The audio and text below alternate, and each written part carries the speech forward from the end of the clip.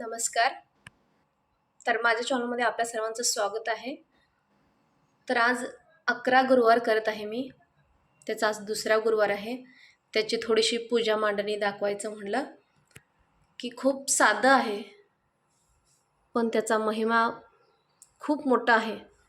तर चला थोडक्यात तुम्हाला माहिती दाखवते आज. तर मी सर्वात आधी इथं चौरंग ठेवून घेतल्या.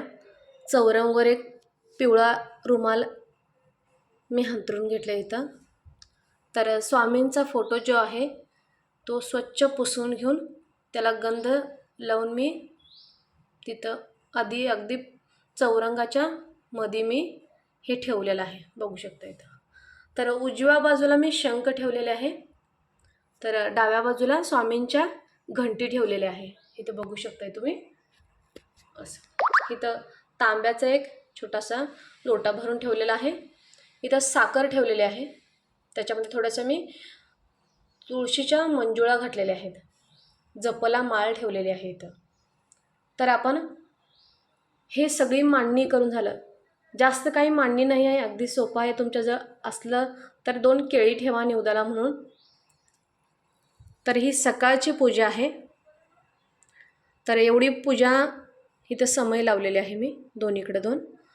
तर एवढी पूजा मांडून झाली, प्रार्थना करायची, स्वामींची आरती म्हणायची. स्वामी चरित्र सारामृतचं जे ग्रंथ आहे ते आता माझ्याजवळ नाही आहे, मी मोबाईलवरूनच घेत आहे. तर नसेल तर सुद्धा असायलाच हवे आहे, मी संध्याकाळी घेऊन येणार आहे. तर नसेल तर तुम्ही एवढी पूजा करून घ्या. तर केंद्रात जावा. तर पहिल्या गुरुवारी संकल्प करायचा आहे. जे तुम्ही मागचिला ते तुमच्या मनात आहे, तुम्ही जे मागणार आहे स्वामीकडून ते तुम्ही मागून घ्यायचं आहे. सगळी मांडणी झाली की आपण इथे एक प्लेट ठेवायची छोटीशी स्वामीसमोर. हातात थोडंसं तांदूळ घ्यायचं किंवा एक फूल घ्यायचं. फूल घेऊन फुलावर थोडंसं पाणी घेऊन आपण जे काही स्वामीला मागणार आहे ते तुम्ही संकल्प करायचा आणि मागून झालं की ते एका प्लेटमध्ये ते आपण फूल सोडायचं.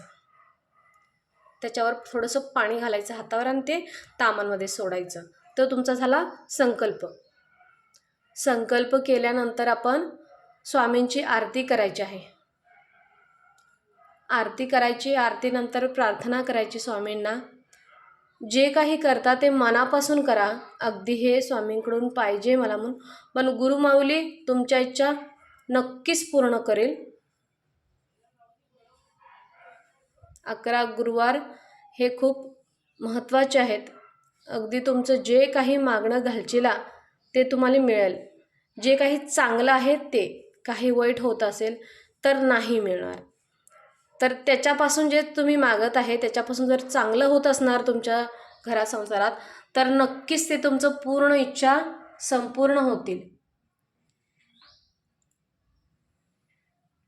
तर आज मी ही सकाळची पूजा आवरली की मी केंद्रात जाणार आहे स्वामी समर्थांच्या मठात. मठात गेल्यानंतर मी तिथं खडीसाखर आणि नारळ ठेवणार आहे. जाताना खडीसाखर आणि नारळ घेऊन जायचा आणि तिथं गुरुमाऊलीजवळ खडीसाखर आणि नारळ तिथं ठेवायचं. केंद्राच्या जिथं स्वामीचं नमस्कार करायचं जे असते ना तिथं ते ठेवायचं, खडीसाखर आणि नारळ. आणि 11 गुरुवारचा संकल्प केला आहे म्हणून नमस्कार करायचा, प्रार्थना करायची देवाला, आपली जी काही इच्छा आहे ती सुद्धा बोलायची. तर हे एकदाच तुम्ही करू शकताय. पहिल्या गुरुवारी तुम्ही जे आपण संकल्प केला आहे त्या दिवशी आपण देवाला बोलवून घ्यायचं आहे. तर 11 गुरुवार तर हे उपवासना करायचे आहेत. उपवास तुम्ही शाबूसुद्धा खाऊन करू शकताय. असं काही पूर्ण निर्जल व्रत वगैरे नाही आहे. तर तुम्ही निभला तर करू शकता, नाही निभलं तर तुम्ही फलाहार घेऊ शकताय, शाबू वगैरे खाऊ शकताय भगर करून. तर तुम्ही असं नक्कीच पूजा करून घ्या, प्रार्थना करून घ्या, नक्कीच गुरुची सेवा करा. हा माझा दुसरा गुरुवार आहे. पहिल्या गुरुवारी सुद्धा मी पूजा केलेली हा शॉर्ट व्हिडिओ म्हणून मी टाकलेला आहे, हा मोठा व्हिडिओ टाकलेला आहे करून. अशी मी साधी सोपी पूजा केलेली आहे. केंद्रात गेल्यानंतर तिथलं सुद्धा तुम्हाला फोटो नक्कीच दाखवेन. तर चला केंद्रात जाऊया. केंद्रात आलेले आहे. इथं मी नारळ आणि खडीसाखर ठेवून प्रार्थना करून घेत आहे. खूप छान मूर्ती आहे इथं. असाच तुम्ही सुद्धा गुरुवार करा. पूर्ण 11 गुरुवार झाल्यानंतर ह्याची 11 मुले तुम्ही जेवायला घालून त्याचं उद्या पण करू शकता. तर व्हिडिओ आवडला की नक्की लाईक करा, इतरांनाही शेअर करा व्हिडिओ. अवधूत चिंतन श्री गुरुदेव दत्त. तर चला, धन्यवाद.